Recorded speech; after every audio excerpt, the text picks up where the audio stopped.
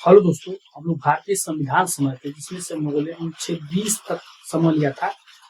अनुच्छेद 20 में है कि जो दो सिद्धांत से हमें संरक्षण मिला हुआ है, यानी अपने खिलाफ हम गवाही से बच सकते हैं। एक कोई एक अपराध होता है तो उसके लिए एक ही बार हमें सजा मिलेगी। यदि किसी से कोई अपराध होता है तो और जो अपराधी है वो खुद के विरुद्ध मतलब गवाही देने से बचता है। ये सभी किसमें लिखा है? ये सभी अधिकार जो है हमें राज्य के खिलाफ हमें मिले हुए हैं अनुच्छेद 20 में। स्वतंत्रता का अधिकार वाला सेक्शन हमारा चला था जो कि है अनुच्छेद 19 से अनुच्छेद 22 तक। अब उसमें अनुच्छेद 21 आता है, प्राण एवं दैहिक स्वतंत्रता। ये जो आर्टिकल है ये बहुत व्यापक हो गया है। इसमें अलग अलग मतलब फैसलों में सुप्रीम कोर्ट ने सुनवाइयाँ की और उसके बाद उसे कानून बना करके जो जोड़ मतलब जोड़ते हुए जो संसद है वो चली गई। और इस प्रकार से ये जो मतलब आर्टिकल है बहुत व्यापक हो गया है। इसके अंतर्गत बहुत सी चीजें आती है, पहले इसको देख लेते हैं क्या है। ये है प्राण एवं दैहिक स्वतंत्रता का अधिकार। अनुच्छेद 21 क्या देता है?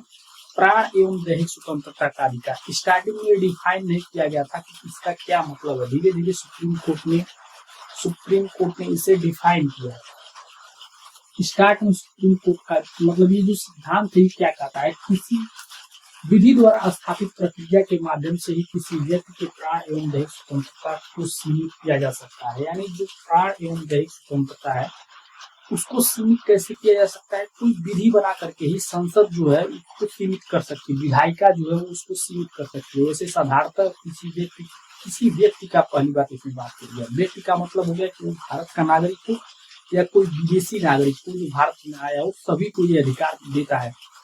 और यही सेम चीज आर्टिकल 20 में भी था और आर्टिकल 21 में व्यक्तियों के लिए, यानी ये जो है कि ये सभी पर लागू होते हैं। जो भी आरोपी है, जो भी व्यक्ति है, जैसे अनुच्छेद 20 जो है वो किसी जो भी आरोपी है, कोई व्यक्ति है, उसके ऊपर भी लागू होता है। और ये एक जो है 21 जो है ये प्राण एवं दैहिक स्वतंत्रता ये सभी व्यक्तियों पर लागू होता है जो कि इलीगल तौर से भारत में आए हो। जैसे कि आप देखिए पाकिस्तान से भी कोई घुसपैठिया आता है तो उसके ऊपर ये लागू नहीं होगा, उसको दूसरी तरह से देखा जाएगा। पर जो साधारण व्यक्ति है, टूरिस्ट है या फिर जो भी कोई साधारण व्यक्ति है, उसके ऊपर जो भी कहीं विदेश से आया हुआ है उसके ऊपर भी आजकल सेम अधिकार देगा जो भारतीय नागरिक के लिए।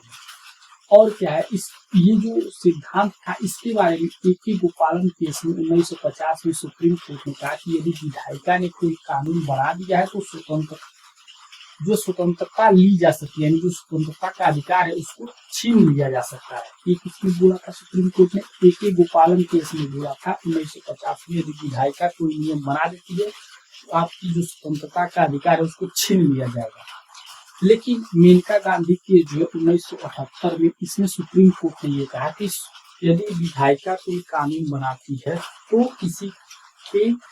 किसी का जो प्राण एवं दैहिक स्वतंत्रता का अधिकार वो छीना नहीं जाएगा। पहले उसको चेक किया जाएगा कि ये तार्किक है, वो न्याय संगत है या फिर वो उचित है या नहीं है। तार्किक है, न्याय संगत है या फिर उचित है या नहीं। यदि ये ऐसा सुप्रीम कोर्ट को लगता है कि वो तार्किक नहीं है, वो न्याय संगत नहीं है, फिर वो उचित नहीं है, तो क्या होगा? वो लागू नहीं होगा। तो किसमें बोला गया है? मेनका गांधी केस में सुप्रीम कोर्ट ने 1978 में बोला है। और इनका जो केस है उसके बाद बहुत सी चीजें प्राण एवं दैहिक स्वतंत्रता के अधिकार में जुड़ी। यही मेन ऐसा केस माना जाता है जिसके बाद ये प्राण एवं दैहिक स्वतंत्रता है ये बहुत व्यापक हो गया अपने आप। तो ये जो है ये इसको डिफाइन नहीं किया गया। इसके अंतर्गत जो भी चीजें आप सोच सकते हैं, जो भी चीजें आपकी जीवन जीने की आवश्यक है, वो सभी चीजें प्राण एवं दैहिक स्वतंत्रता के अंतर्गत आ जाती है। जैसे देखिए क्या है, मानवीय प्रतिष्ठा के साथ जीवन जीने का अधिकार, यानी जो व्यक्ति है वो मानवीय प्रतिष्ठा के साथ जीवन जिए, उसकी मानवीय प्रतिष्ठा जो है वो कोई छीनेगा। स्वच्छ पर्यावरण का अधिकार इसी के अंतर्गत आता है। स्वच्छ पर्यावरण के अधिकार के अंतर्गत ही आता है। हमें स्वच्छ जल मिले, हमें स्वच्छ वायु मिले, हमें उद्योग जो है इनका जो प्रदूषण है उससे मुक्ति मिले। ये सभी किसके अंतर्गत आती है? स्वच्छ पर्यावरण के अधिकार के अंतर्गत। ये भी आर्टिकल 21 के अंतर्गत ही आते हैं। ये सभी बाद में जुड़े गए हैं। सुप्रीम कोर्ट के फैसलों के बाद इन सभी को जोड़ा गया है। जीवन रक्षा का भी अधिकार इसी के अंतर्गत आता है। आपके जीवन की रक्षा आप करेंगे, इसका अधिकार जो दिया गया है। आपके जीवन का रक्षा कौन करेगा? राज्य करेगा। इसका इसके बारे में किसमें दिया गया है, अनुच्छेद 21 के बारे में दिया गया है। ये सभी दायित्व जो है वो राज्य को सौंपे गए हैं कि इन सब चीजों को एक व्यक्ति को प्रोवाइड करेगा। निजता का अधिकार, यानी कि कोई व्यक्ति अपनी चीजों को निजी रखना चाहता है तो वो निजी रख सकता है। निजता का अधिकार किसमें मिला है, वो भी आर्टिकल 21 में लिखा है। आश्रय का अधिकार, यदि आप कहीं आश्रय लेना चाहते हैं तो उसका भी अधिकार इसी के माध्यम से। स्वास्थ्य का अधिकार, आपको स्वस्थ रहने का अधिकार भी कौन देगा, राज्य आपको देगा स्वस्थ रहने का अधिकार। 14 वर्ष की उम्र तक निःशुल्क शिक्षा का अधिकार, ये बच्चों को मिला हुआ है। 14 वर्ष की उम्र तक क्या है, निःशुल्क शिक्षा का अधिकार। ये भी किसके अंतर्गत आता है, ये भी प्राण एवं दैहिक स्वतंत्रता के अंतर्गत आता है। निःशुल्क कानूनी सहायता का अधिकार, ये भी किसके अंतर्गत आता है। ये दोनों पहले क्या थे, ये दोनों पहले डीपीएसपी में थे, इसके बाद में संविधान संशोधन करके जो है वो मौलिक अधिकारों में जोड़ दिया गया। मौलिक अधिकारों में भी प्राण एवं दैहिक स्वतंत्रता के अंतर्गत इनको एक इम्पोर्टेंट फैक्टर बना दिया गया। उसके बाद क्या है, अकेले कारावास में बंद होने के विरुद्ध अधिकार, यानी यदि आप कोई ऐसे अपराधी नहीं है, साधारण किसी जुर्म में आप जेल में गए हैं तो आपको एकांत कारावास में न रखा जाए, मतलब लोगों के बीच रखा जाए, ये भी आपको अधिकार मिला हुआ है। एकांत कारावास के विरुद्ध आपको अधिकार मिला हुआ है। त्वरित सुनवाई का अधिकार, आपके मामले की त्वरित सुनवाई हो, इसका भी अधिकार आपको मिला हुआ है। हथकड़ी लगाने के विरुद्ध अधिकार, यदि कोई ऐसा मुलजिम नहीं है जिससे कोई बहुत ज्यादा खतरा है तो पुलिस से प्रोटेक्शन मिला हुआ है कि आपको हथकड़ी न लगाया जाए, तो हथकड़ी लगने के विरुद्ध अधिकार। अमानवीय व्यवहार के विरुद्ध अधिकार, यानी कोई आपके साथ अमानवीय व्यवहार न करे, उसके लिए भी ये अधिकार मिला हुआ है। देर से फांसी के विरुद्ध अधिकार, देखिए देर से फांसी के विरुद्ध अधिकार का मतलब ये है कि किसी व्यक्ति को फांसी की सजा हुई है और वो विलम्ब हो रही है, तो वो व्यक्ति क्या है कि जब किसी को फांसी की सजा हो रही है उसकी मेंटल हेल्थ जो है वो दूसरे स्टेज में चली जाती है, जिस वो मतलब मरने के लिए खुद को तैयार करता है और उसका जो डेट बदल जाता है या फिर डेट उसका चेंज हो जाए या फिर जिस डेट को तय है उस समय को ना होकर के उसको आगे पीछे किया जाए, उसका जो घबराहट है या फिर अन्य जो समस्या है, मतलब सीधी सी बात है, उस जो भी कैदी है, जो भी मुलजिम है या फिर जिसको भी फांसी की सजा हुई है, उसके समय के साथ छेड़छाड़ ना किया जाए। जो जिस समय तय किया गया है उसी समय उसको फांसी दिया जाए, उसमें विलम्ब ना किया जाए। यदि विलम्ब किया जा रहा है, उसको तड़पाया जा रहा है तो। विदेशी यात्रा करने का अधिकार, यही मेनका गांधी केस में था। विदेशी यात्रा करने का अधिकार जो है वो क्या है, प्राण एवं दैहिक स्वतंत्रता के अंतर्गत लिया गया है। बंधुआ मजदूरी के विरुद्ध अधिकार, बंधुआ मजदूरी किसी के साथ कोई नहीं करेगा, इसके विरुद्ध अधिकार सभी व्यक्तियों को दिया गया है। हिरासत में शोषण के विरुद्ध अधिकार, यानी हिरासत में कोई भी पुलिस या फिर कोई भी एजेंसी आपके साथ शोषण नहीं करेगी, इसके विरुद्ध आपको अधिकार दिया गया है। लेकिन ये जो अधिकार है ये ज्यादातर मतलब लागू नहीं हो पाते हैं, क्योंकि पुलिस है या फिर प्रशासन वो जब आपसे कोई चीज कर मतलब उसको जब कोई चीज करवाना होता है तो जाहिर सी बात है इन सब का उल्लंघन करके आपके साथ जोर जबरदस्ती भी कर लेता है। वो बहुत सी चीजें अपना प्रस्तुत करते। आपातकालीन चिकित्सा सुविधा का अधिकार भी आपको दिया गया है। कोई भी आपातकाल आ जाता है तो उसके लिए आपको चिकित्सा सुविधा उपलब्ध कराएगा कौन, राज्य कराएगा। ये सभी राज्य उपलब्ध कराएगा, राज्य ये सभी फैसिलिटी सभी व्यक्तियों को देगा। सरकारी अस्पतालों में समय पर उचित इलाज का अधिकार भी आपको मिला हुआ है, सभी व्यक्तियों को मिला हुआ है, सभी सरकार प्रोवाइड करवाएगा। राज्य के बाहर ना जाने का अधिकार, यदि किसी व्यक्ति को अपने राज्य के बाहर नहीं जाना है तो भी अधिकार मिला। आप किसी को जबरदस्ती राज्य के बाहर जो राज्य है वो नहीं भेज सकता। निष्पक्ष सुनवाई का अधिकार, यानी किसी के पक्ष में ना हो, निष्पक्ष सुनवाई हो, यह भी अधिकार सभी व्यक्तियों को मिला हुआ है। कोई भी व्यक्ति हो, चाहे वो भारत का हो या विदेशी हो, सभी को एक इक्वल ट्रीट किया जाए, किसी के पक्ष में और किसी के विपक्ष में ना देख करके जो भी मामला हो वो निष्पक्ष रूप से सुना जाए। कैदी के लिए जीवन की आवश्यकताओं का अधिकार, यानी कैदियों के लिए जो भी चीजें आवश्यक होगी, साधारण जीवन के लिए जो चीजें आवश्यक होगी वो सभी चीजें कैदियों को प्रोवाइड किया जाए। जैसे जल, खाना हुआ, जल हुआ, स्वच्छ मतलब जहाँ वो रहे वो चीजें थोड़ा साफ सुथरी हो, ऐसी चीजें व्यवस्थाएं उनको प्रोवाइड किया जाएगी। महिलाओं को सम्मान का अधिकार, महिलाओं को पूरा सम्मान मिले इसका भी अधिकार प्राण एवं दैहिक स्वतंत्रता के अधिकार में स्पेशली जोड़ा गया। सार्वजनिक फांसी के विरुद्ध, सार्वजनिक फांसी किसी की ना हो इसके विरुद्ध भी अधिकार मिला हुआ है व्यक्तियों को। यदि किसी को फांसी की सजा होती है तो पहली बात तो उसमें देरी ना किया जाए, जो हुआ है जो चीज देना है उसको समय से दिया जाए, उसको बार बार एक्सटेंड करके उसकी मनोदशा जो है उसके साथ छेड़छाड़ ना किया जाए। और दूसरी बात उसको सार्वजनिक तौर पर फांसी ना दिया जाए, इसके विरुद्ध भी उसको प्राण एवं दहेज स्वतंत्रता के अधिकार में मिला हुआ है आर्टिकल 21 के तहत। पहाड़ी क्षेत्रों में मार्ग निर्माण का अधिकार ये भी प्राण एवं दहेज स्वतंत्रता के अंतर्गत आता है। सूचना का अधिकार ये भी प्राण एवं दहेज स्वतंत्रता के अंतर्गत आता है। प्रतिष्ठा का अधिकार ये भी प्राण एवं दहेज स्वतंत्रता का प्रतिष्ठा के साथ जीवन जी। दोष सिद्धि वाले न्यायालय आदेश से अपील का अधिकार, दोष सिद्धि वाले न्यायालय आदेश से अपील का अधिकार मतलब दोबारा अपील करने का अधिकार है। यदि आप दोष हो गया आप एक अदालत में दोषी हो गए दूसरी अदालत में जा करके आप दोबारा मतलब उसके ऊपर सुनवाई करेंगे, ऐसा कर सकते हैं। पारिवारिक पेंशन का अधिकार, जो पेंशन मिलता है उसका जो पारिवारिक पेंशन है उसका अधिकार भी इसमें दिया गया है।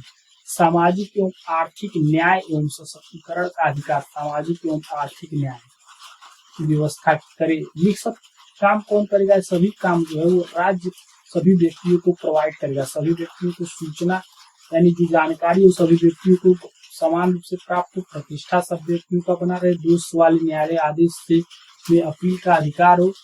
पारिवारिक पेंशन का अधिकार सभी व्यक्तियों को। सार्वजनिक सामाजिक एवं आर्थिक न्याय एवं सशक्तिकरण का अधिकार सभी व्यक्तियों को मिला हो। बार स्टेटस के विरुद्ध अधिकार, शयन का अधिकार, इसका शयन का अधिकार यानी सोने का अधिकार भी आपको मिलता है प्राण एवं दहेज स्वतंत्रता के अंदर। शोर प्रदूषण से मुक्ति का अधिकार यानी शोर प्रदूषण जो जितनी चीजें आप सोच सकते हैं सभी चीजें आपको खाना मिले पानी मिले सभी अधिकार जो है प्राण एवं दहेज स्वतंत्रता के अंतर्गत। दाह संस्कार का आपको मतलब अधिकार मिला हुआ है इसी के अंतर्गत। इसी के अंतर्गत शादी का अधिकार आपको मिला है। अवसर का अधिकार मिला है। विकास का अधिकार आपको मिला है प्राण एवं दहेज स्वतंत्रता के अंतर्गत। इच्छा मृत्यु जो क्रिटिकल रूप से जो लोग क्रिटिकल बीमारियों से पीड़ित हैं जो अपने शरीर का इस्तेमाल नहीं कर पा रहे हैं केवल मतलब बेड पे पड़े हुए हैं जो ना जी रहे हैं ना मर रहे हैं वो क्या कर सकते हैं अपनी इच्छा से इच्छा मृत्यु की अर्जी कर सकते हैं। यदि न्यायालय उसे स्वीकार करता है तो वो क्या करेंगे तो वो इच्छा मृत्यु भी ले सकते हैं। और इसी के अंतर्गत 86वां संविधान संशोधन किया गया 2002 में। और उसके बाद क्या जोड़ा गया? उसके बाद जोड़ा गया ये अनिवार्य कर दिया गया। पहले ये जो व्यवस्था थी वो संविधान में थी लेकिन डीपीएसपी में थी। इसमें थी डीपीएसपी में थी। तो उसके लिए आप हाई कोर्ट या सुप्रीम कोर्ट नहीं जा सकते थे। हाई कोर्ट या सुप्रीम कोर्ट नहीं जा सकते थे जो यदि राज्य प्रोवाइड नहीं करता है। लेकिन जब संविधान संशोधन करके उनको जोड़ दिया गया 86वें संविधान संशोधन 2002 द्वारा शिक्षा के अधिकार को, उसके बाद आपको शिक्षा देना राज्य की मतलब राज्य यदि आपको शिक्षा नहीं दे रहा है तो राज्य अपराध कर रहा है। राज्य के विरुद्ध आप सीधे सुप्रीम कोर्ट या फिर हाई कोर्ट 226 के तहत सुप्रीम कोर्ट 32 के तहत जा सकते हैं यदि वो मौलिक क्योंकि वो मौलिक अधिकार में जोड़ दिया गया शिक्षा के अधिकार को। और ये जो है राज्य 6 से 14 वर्ष तक के बच्चों को निःशुल्क शिक्षा प्रदान करेगा। 86वें संविधान संशोधन द्वारा इसका व्यवस्था किया गया 2002 में। और ये पहले किसमें था? पहले भाग 4 के अनुच्छेद 45 में था। तो इसे मतलब पहले ये भाग 4 के अनुच्छेद 45 में था तो इसे लागू करवाना बहुत कठिन था। लेकिन जब ये मौलिक अधिकार में जोड़ दिया गया तो ये लागू करवाना बहुत आसान हुआ। और यदि किसी व्यक्ति किसी बच्चे के साथ भी आप हनन करते हैं, किसी बच्चे को कोई व्यक्ति हनन करता है 6 वर्ष से 14 वर्ष के बीच में कोई बच्चा है आप उसको स्कूल नहीं भेज रहे हैं तो भी आप अपराध कर रहे हैं। आपके विरुद्ध कोई भी सुप्रीम कोर्ट या हाई कोर्ट जा करके शिकायत कर सकता है।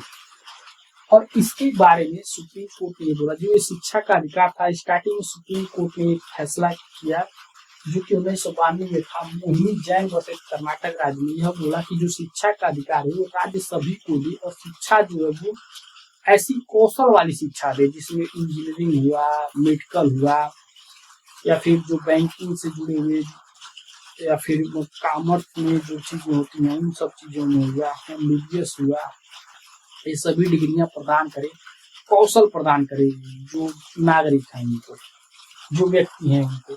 लेकिन ये मतलब जब स्टार्ट में ये फैसला हुआ, सुप्रीम कोर्ट ने क्या बोला, आंशिक रूप से जो फैसला आया था इसलिए बोला था सुप्रीम कोर्ट ने कि आंशिक रूप से सभी चीजें प्रदान की जानी चाहिए राज्य के द्वारा। लेकिन फिर उसको पलट दिया गया साल भर बाद ही सुप्रीम कोर्ट के द्वारा ही, और ये बोला गया है, ये किसमें बोला गया, 19 कृष्णा बनाम आंध्र प्रदेश राज्य वाला मामला हुआ, उसमें यह बोला गया, 19 कृष्णा वर्सेस आंध्र प्रदेश में यह बोला गया सुप्रीम कोर्ट के द्वारा कि 14 वर्ष तक की जो शिक्षा वो अनिवार्य होगी, 14 वर्ष तक की शिक्षा को राज्य देगा। उसके बाद ये डिपेंड करता है कि जो जिस बच्चे को शिक्षा दी गई है उसकी मानसिक स्थिति कितनी है, मतलब वो कितना योग्य है अन्य शिक्षाओं को लेने के लिए। मान लीजिए जो डॉक्टरी का इंट्रेंस एग्जाम होता है वो आप निकाल ही ना पाए तो आपको जबरदस्ती डॉक्टर थोड़ी राज्य बनाएगा। और राज्य की भी मतलब कुछ लिमिटेशन है कि वो इतने ही लोगों को पढ़ा सकता है, वो उन्नत क्वालिटी की एजुकेशन दे सकता है। तो ये सब बोला किसने, सुप्रीम कोर्ट ने 1993 में बोला कि 14 वर्ष तक तो दिया जाएगा, उसके बाद आपकी योग्यता पर और आपके राज्य की योग्यता पर डिपेंड करेगा कि आपको वो कितना एजुकेशन दे सकती है। तो 14 वर्ष तक जनरली जो है वो एजुकेशन मुफ्त मतलब अनिवार्य है। बाकी उसके बाद आपकी योग्यता आपके कौशल पर निर्भर करता है, आपकी क्षमता पर निर्भर करता है कि आप कितना ले पाएंगे, और आपके राज्य की क्षमता के ऊपर भी निर्भर करता है कि आपका राज्य जो है वो आपको कितना शिक्षा देगा। तो यही था आर्टिकल 21। आर्टिकल 21 में क्या है, आर्टिकल 21 जो है प्राण एवं दैहिक स्वतंत्रता की बात करता है, जिसमें बहुत से अधिकार मिले हैं, जिसमें सूचना का अधिकार, जिसमें हमें प्रदूषण से मुक्ति का अधिकार, जिसमें स्वच्छ जल पीने का अधिकार, जिसमें हमें मतलब अपनी इच्छा से शादी करने का अधिकार इसी के अंतर्गत आता है। हमें जो भी है एजुकेशन लेने का अधिकार, कंपल्सरी एजुकेशन जो है 6 वर्ष से 14 वर्ष तक के बच्चों को राज्य को देने का अधिकार है। राज्य सबको समान मतलब कानूनी सहायता प्रदान करेगी, कानूनी सहायता प्रदान करने का अधिकार, पहाड़ी क्षेत्रों में मार्ग कानून, मतलब ये सभी चीजें जो है वो इसी के अंदर। शोर के विरुद्ध अधिकार, आपको सोने का अधिकार इसी के अंतर्गत आता है। आप मतलब यदि किसी ऐसे रोग से ग्रस्त हैं जहां आप ना जी पा रहे हैं ना मर पा रहे हैं, तो वहां पर आप अपना मतलब इच्छा मृत्यु भी ले सकते हैं, मरने का भी अधिकार इसके अंतर्गत आता है। दाह संस्कार का भी अधिकार इसमें दिया गया है। ये सभी है आर्टिकल 21 प्राण एवं दैहिक स्वतंत्रता का अधिकार। इसके बाद देखेंगे हम नेक्स्ट आर्टिकल 22।